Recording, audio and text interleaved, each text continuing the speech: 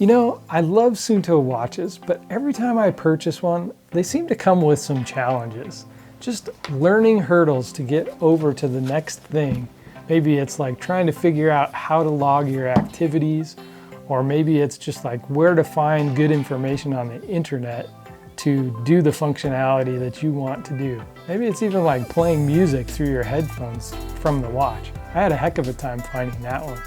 So I've created these specific videos to help you understand how to use your Suunto7. So let's jump right in. Hey, I'm John from johnlagordia.com. Thanks for joining me today. I'm here to help adventurers choose gear that will actually last. On this channel, sometimes I do outdoor gear reviews, from everything from tents to photography gear that you can use in the outdoors. I also do tutorials, how to use your camera, how to take better pictures, how to do better editing. So if you're new here, please consider subscribing. Thanks, it means the world to me. All right, let's jump on in.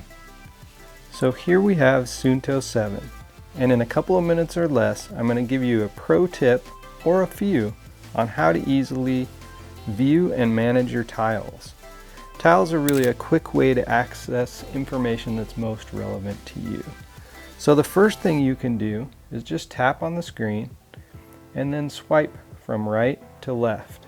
There you'll see all the different tiles that you have available to you. Now, if you want to customize these tiles, what you can do is tap and hold and then view each of those tiles. So you can do this week, overview of the last 4 weeks, weather, whatever you want to put on there. So if I hit the add tile button, I could put a hand wash timer on there, for instance.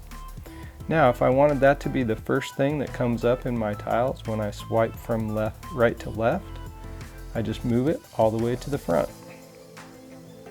And now when I swipe from right to left, you'll see the wash your hands tile is there and available, ready to use.